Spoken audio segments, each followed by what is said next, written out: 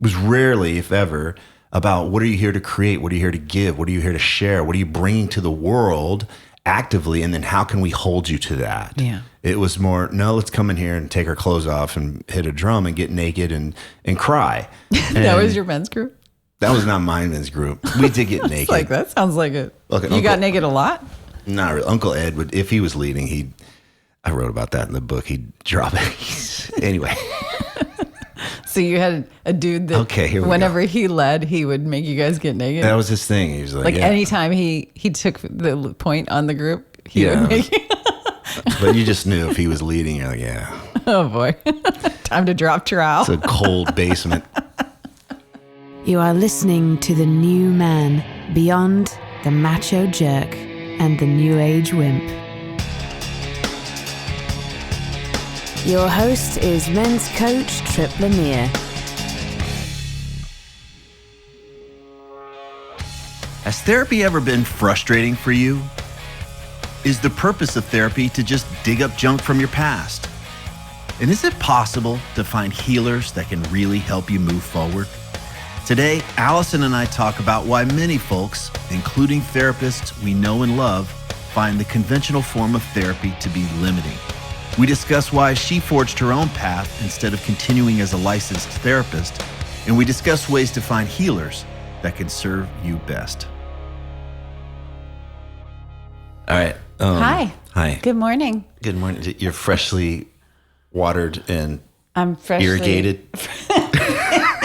I've been irrigated. I've been flushed. Have you ever thought about finding exercises to make your bladder bigger?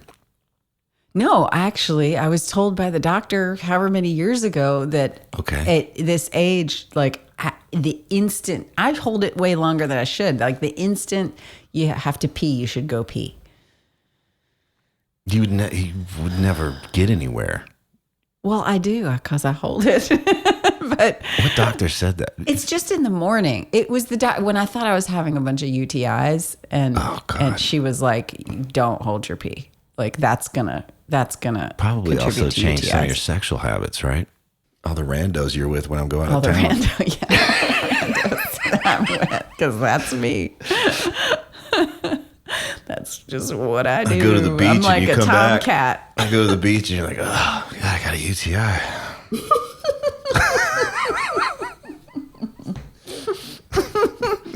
The fucking yard crew across the You're street. Like, you didn't go anywhere.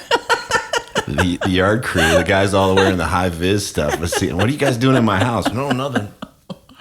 Gotta go. Stay for a beer, man. I was giving an estimate. Yeah, that's what I was doing. Yeah, I was giving an estimate. All right, we got a question. You got a question? From Mitch Hedberg. Not the late, great comedian Mitch Hedberg, but this guy. I think it should be from the late, great comedian Mitch Hedberg. He was Why awesome. is he late? Did he die? Yeah, he's late. He's very late for everything. Did he suicide himself? No, it's not a verb. Well, it is today. It was drugs. He bad. I think So it was he all did drugs. try to kill himself by accident. Okay. I believe I might be incorrect, but I don't think it was an intentional. More of a like fentanyl or something. No, this was before fentanyl. This was excuse me, years and years ago. Really? All right. His question is: this is not the Mitch Hedberg that died. Who's the comedian Mitch Hedberg? Mitch Hedberg told one of the greatest jokes of all time, where he said, "I don't have a girlfriend, but I know a girl that if she heard that, she'd be very upset." Oh God. The late great. He was great at just these he's kind of like a Stephen Wright guy, just a little one or two lines. All right. We'll listen to some Mitch. Yeah. Mitch maybe I'm good without him. I don't know. But that wasn't a misogynistic joke. It was just like him being funny, honest. He didn't. All right, we got way off track here. Okay. We've got shit to do. Okay, let's do it. You have a question. How many caffeines have you had? What is this Green drink? tea and vitamin B. That's How much? But how many pounds? How many pounds of caffeine is in it? It's the equivalent of less than 1 cup of coffee, but it has vitamin B complex. So it's like, yeah. What is the It vitamin? makes you happy. Is that right? Yeah. Oh, I think I could see through that door. Did you also have coffee? I did. That's your problem. How many cups of coffee But did does you this have have before your stevia? fist? Does this have stevia? It does have stevia. Oh, geez, this makes me just itch like I'm a crack I know. addict. I noticed you're like scratching your head like a monkey. I and drank one of these. I drank one of these one time a few years ago. I was interviewing Brian Johnson, and I remember I looked up at the camera, and all I could just see myself. Like I could see my video while I was looking at him, and I was just itching the whole time. I was like, dude, get it together. like full body poison ivy. Yeah, it's just You're like, doing it right now. I know. I'm feeling it. You better have another cup. Now you're like, but you're gonna have another sip. The things we do. All right, Mitch is asking. He's like, well, first off, he's a big fan. Oh, Yeah, of you. long time fan, and says, Especially, yeah. Okay, go ahead. what? Nope, go ahead. He says, listen, man. He wrote that. Listen, man. He says, listen, man. I got some things I'm trying to work on, but every time I go to a therapist, it doesn't work out. I don't like going to see a therapist. It feels like a waste of time. It's really frustrating. Mm-hmm.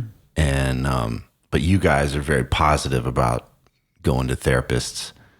What am I missing? Because your wife is one.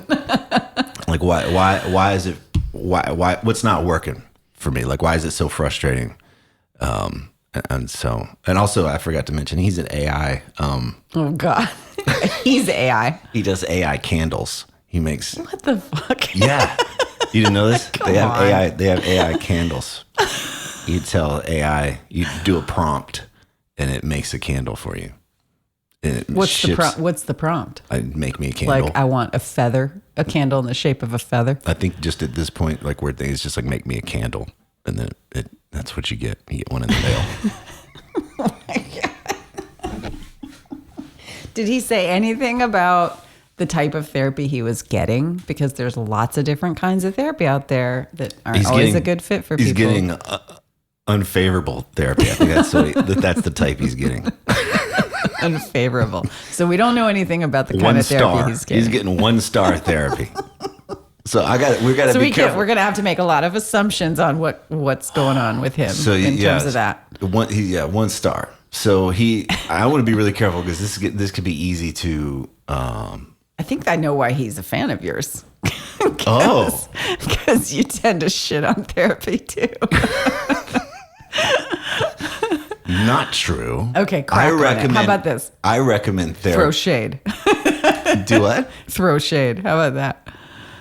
Let's talk about this. Is a complex thing because even therapists that I know, that are clients, that are friends, are frustrated. Yes. So that let's just say that this is a nuanced conversation. Yes. That therapy itself is not bad.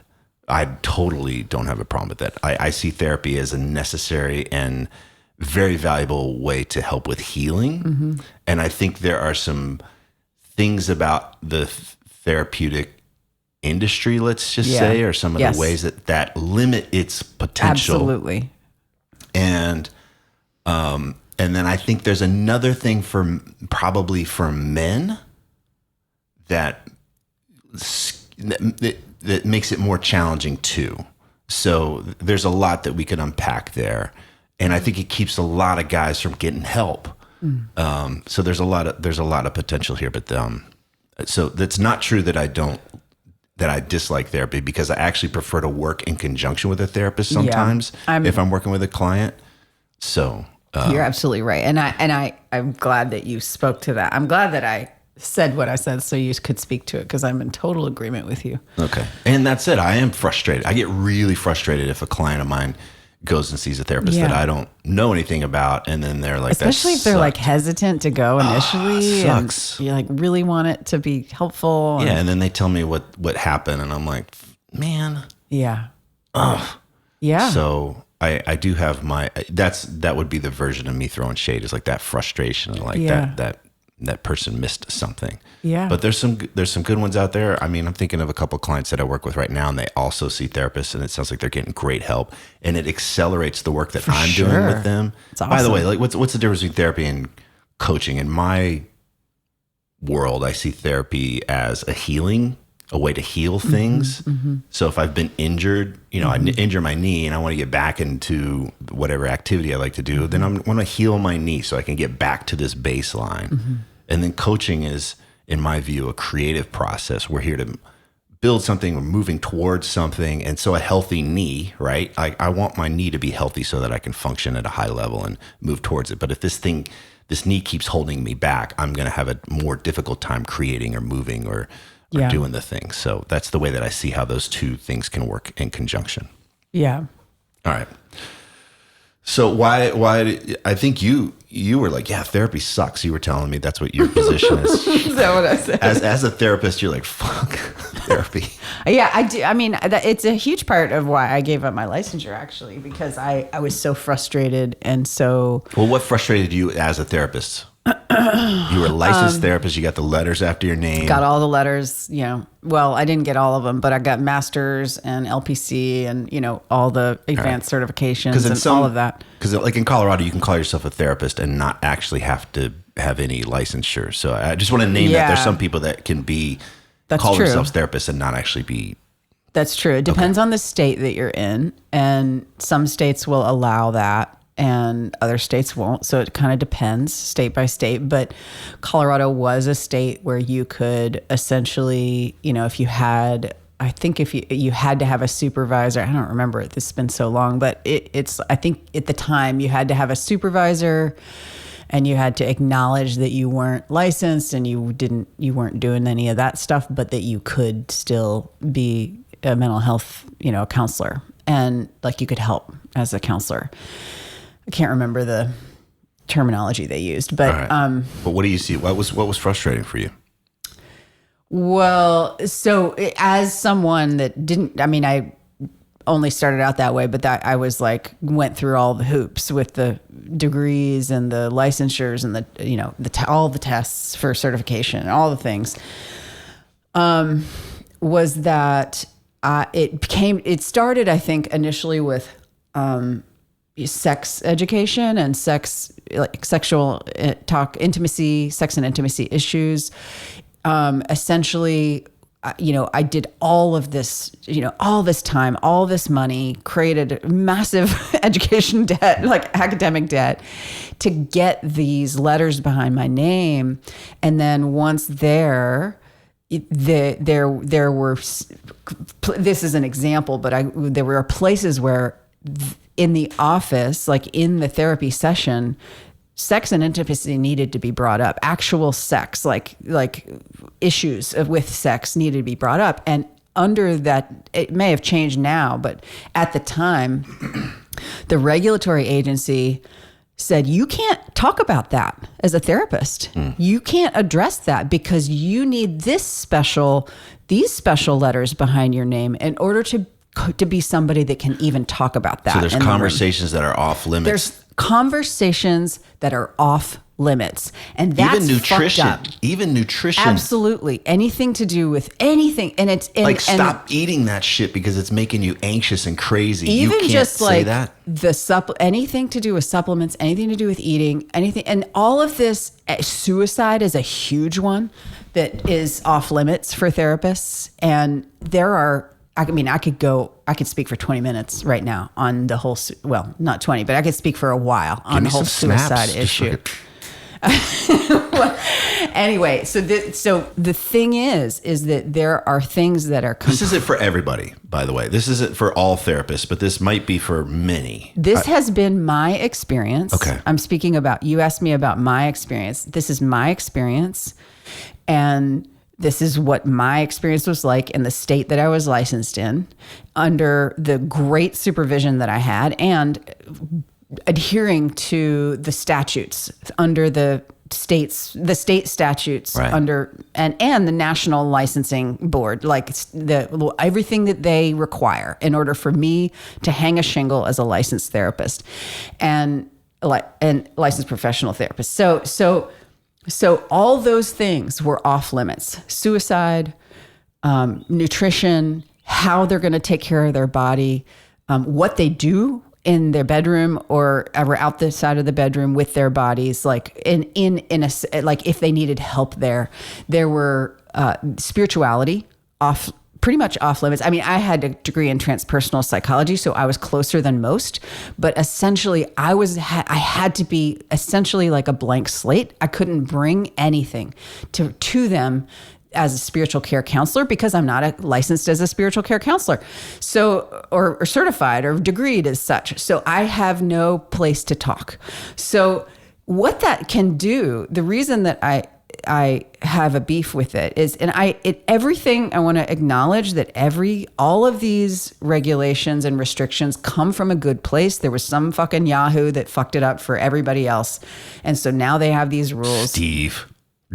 No, it was Dave. It was Darren. Darren fucked it up. So anyway, whoever it was, it's like somebody or just a few somebodies screwed it up for everybody else. Just like actually psychedelics back in the day. Just like so it's like, the point is like they are there for a reason. I do want to acknowledge, like, it is good when you're somebody that doesn't know shit how to work with people. This shit is good. These are good hoops to jump through and good training. And it gives you a really great ethic.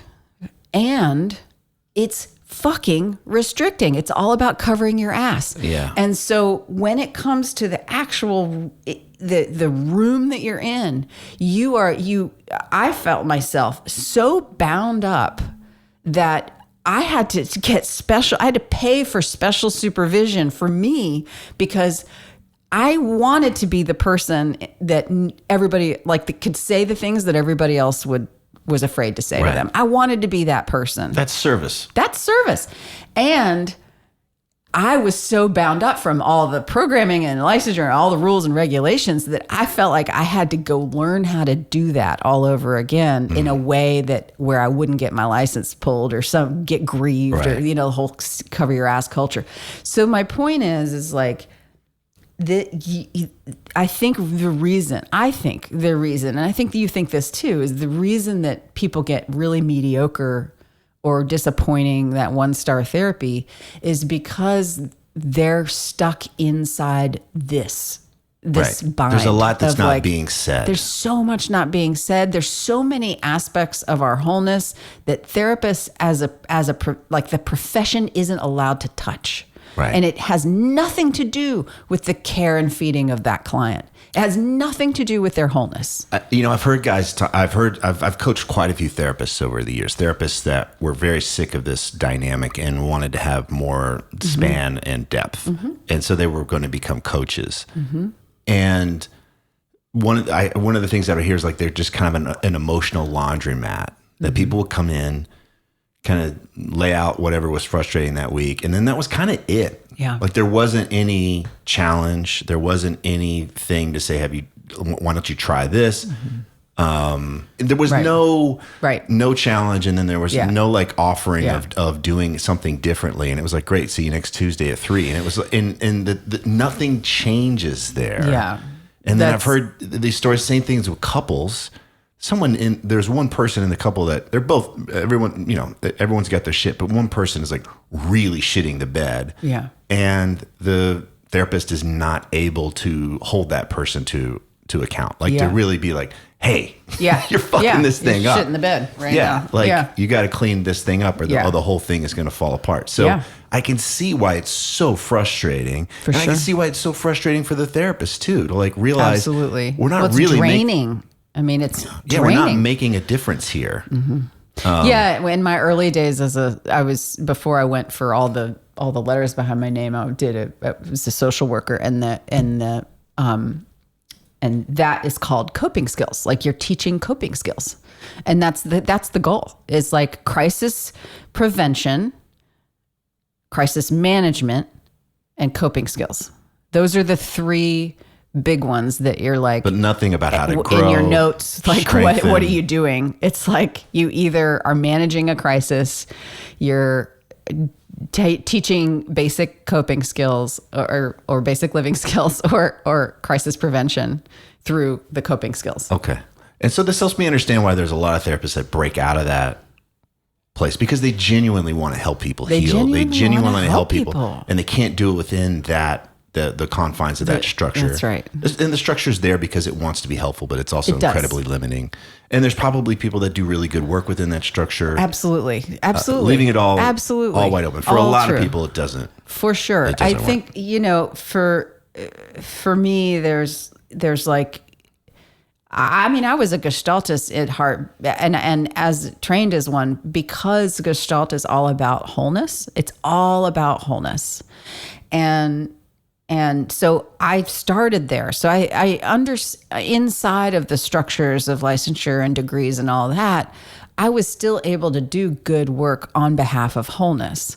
And yet there were still places that felt, they may not have been, but like in the privacy of my office, and when it came to the sort of regulatory people and the cover your ass people, they were off limits. And that's like, you can't integrate sex, spirit.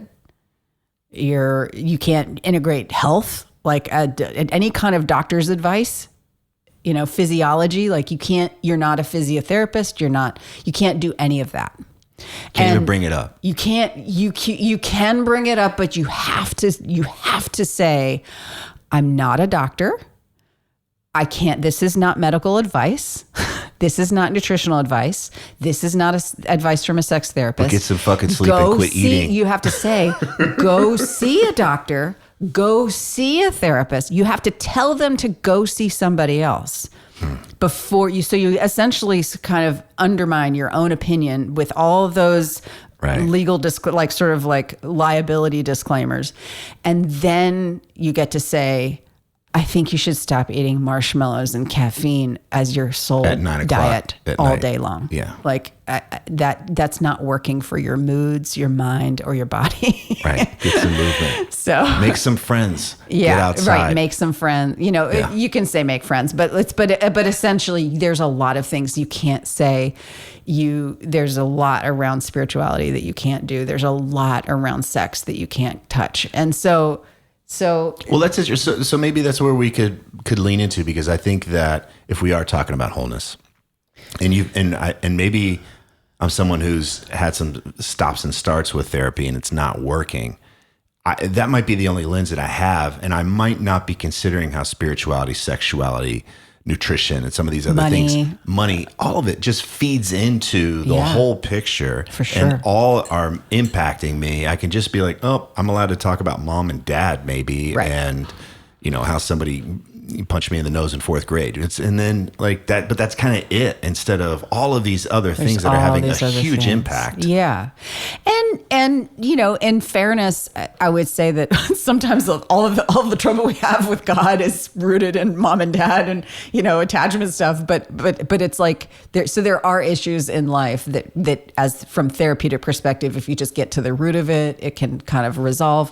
But for me, it's more the integration that you're not like, it tends to be off limits. So if I don't know, what's that word mean?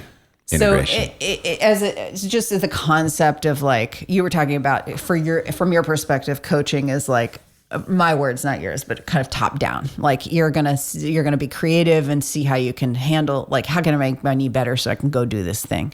And therapy. Okay. Sorry. Correct me. Well, I see it as like listening to essence. Like it's like what's trying to be created through me and as me. Right. I might need to heal things and get some of my limiting bullshit out of the way so that I can go and. But it's still about getting the limiting bullshit out of the way just so you can go do the thing. And in therapy, it's like, we're not focused on, like the going and doing the thing might be what brought you into the office because you can't go do the thing. Right. But the time spent is on what has you not going and doing the thing. Right. And let's get to the root of that. Yep. That's what I'm saying. Yep. Got it. Appreciate that. So I forgot your question now. Well, I asked you what integration, if somebody's not familiar with that word, you threw that word out. Yeah. So, getting to the root, I'm a big fan of getting to the root of things because it just handles so much. And somebody can really heal like a big trauma in their life or a repeated traumas or adverse experiences in their life. And they still need help figuring out and creating for themselves, what does that wholeness now, that new healed post-traumatic growth, like what does that look like in their day-to-day lives? Right. How does that look like with their relationship with others? How does that look like, usually that it gets focused on how it looks like in their relationship with themselves. And then slowly it's like relationship with others for many therapists. Many clients tell me it's like, well, we never got to that part. But like, so the integration is like, how are you going to do this in your family? How are you going to do this in your family of origin system? How are you going to do this in your work? How are you going to do this in the bed? How are you going to do this with God? Like there's just... It's where the rubber meets the road. What's sacred to you. Right. It's where the rubber meets the road. And how do we bring that healing and that wellness forward everywhere? And there's discipline to that. There's accountability to that. There's, what are you going to do? Let's go try a thing. Sure. That's very much my world of helping people. Sure. Yeah. It's you. Yeah. You're excellent at that. And so but that doesn't always get to happen. In the conventional therapy, right. It's almost like that's not what you're here for. You're here for the mess. So that's great that you just healed that part. Where else do we need to look? What other shadowy places do we need to look into? So it's kind of like always looking for more junk. I think that it can be. I think that's one of the things that you get tired of. I think, correct me if I'm wrong, I think that might be what you have heard from other people you've worked with that have said it's like a laundromat, like where it's just the same. Like you're just stuck in a place where you're just continuing to look for what needs to be healed. Yeah. Instead of what do we create? Yeah, there's definitely. And you gave me amazing, you're like the best person at analogies I know. And you were like, you're a hammer right now and all you're seeing is nails. And you're like, what is the nail for? You were like, what's the hammer and nail for? And I remember that moment where I was like, oh my God, there's a fucking house here. Yeah, let's go build some shit. Let's build stuff. Or there's a wall that we can hang beautiful art on and then make the whole space more beautiful.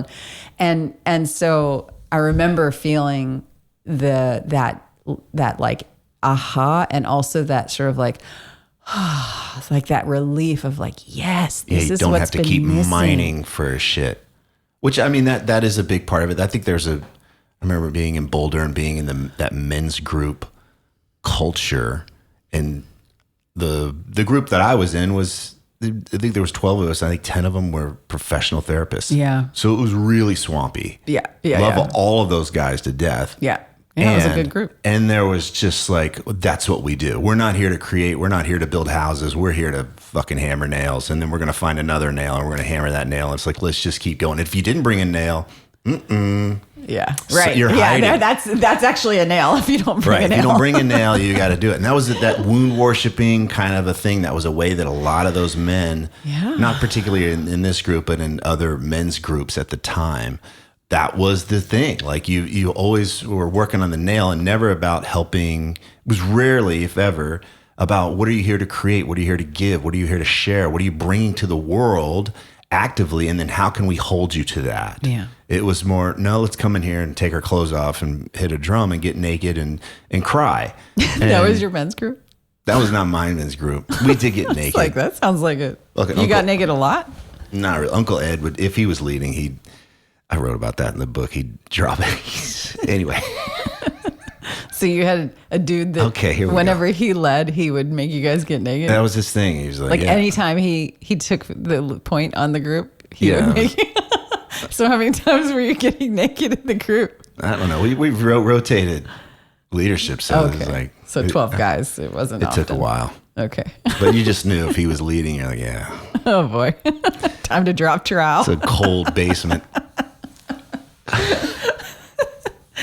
Didn't want to do it around the fire. You get a little spark fly out. So Anyway, but that kind of that swampy feeling, and I meet a lot of guys and men that are coming from that men's work world. Hopefully it's different now. I haven't spent a lot of time there, but there is this very much is like, we're here to find shit that's wrong, that's unhealthy. I appreciate where that's coming from. Yeah. But I think you're right. Like it's just, if it's not in service of what we're creating, we might not feel that deep sense of satisfaction. We might always feel like we're just finding more shit on the way down. And, it's like it's turtles all the way down. You're just going to keep finding wounds and things. I think it's healthy way to look at it, which is to not brush it aside and be like, yeah, I'm just beat up and I'm always going to have problems. But it's like, when is this problem getting in my way? Is it damaging or getting, slowing me down with my sex life, my relating, my spiritual life, my health? Like where is this getting in the way of what I'm trying to do? Can't see the forest for the trees. Yeah. If it's getting in the way, let's take care of it.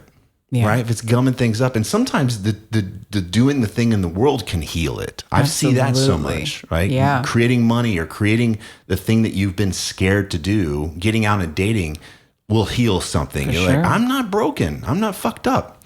That you don't have to go sit for hours in a room somewhere. Sometimes going and doing the thing is very, very transformative. Absolutely. Yeah. So, yeah. What was the question that Mitch had? His question was like, what am I missing? Like, why do you guys talk about therapy in such a shine, and recommend it? Okay. And then we also, I'm realizing now we really have a hard time with it too. We definitely have a little soapbox about this. I think. Well, I think what he's revealing is that we see a certain type of therapy that is not conventional. And we know what's possible if you're willing to step outside of that convention. Absolutely. There's a lot that's possible. And I actually think that's one of the reasons why the psychedelic movement is so big right now, because people are tired of this form of therapy. And so they're like, there's got to be more and different and another way. Yeah. And it's not just about the magic bullet. It's like And there's some magic bullet stuff, like I've heard, like, oh, me and my wife are going to go do psilocybin together. It's like, it's not going to stop her from screwing the gardener. You guys got it. she's still. Yeah. That's still it's probably still gonna happen. Yeah, for sure. Okay. That could. Well, I mean, happen. It's so. I think this. I feel exposed here that we have been very therapy positive. And we've been missing the part that we have a bias towards a certain type of therapy. So if someone's listening and they're wanting more of an unconventional therapist, I'm hesitant to send them and say, yeah, just find an unconventional therapist, because you might find some jackass. That's the thing. That just learned to do some breath work and I heal trauma now. That's exactly why it's so tricky. And that's exactly why all the regulatory stuff is so valuable. It's a bind. It really is. So my experience is, I mean, directly, because I haven't really ever promoted myself that much, is the word of mouth is really, really helpful. So that's one piece. Another piece that people don't take into account is they are hiring someone for a service. So if they're looking for someone, they get to essentially interview them. And people, when they're looking for a therapist, they're just focused on the help that they need. Like they kind of don't care who's helping them, as long as they think they can get the help. And that can be really helpful that can be really great and a great way to find somebody because you're open to it. You're willing to be vulnerable and just be like, just fucking help me, man. But I think for people that are wary because they haven't felt a lot of success, they can really dig in with somebody in a consultation and ask, like, what about this? What about this? I care about this. I want that. Is this something that we can cover, or will we only be wound worshiping? Like what, or navel gazing? Like what's your jam? Like, and you can ask, I think it's okay to ask a potential therapist or someone that's going to help you their philosophical views, even though in therapy, as in sort of what we're told and taught from early days is to be a blank slate.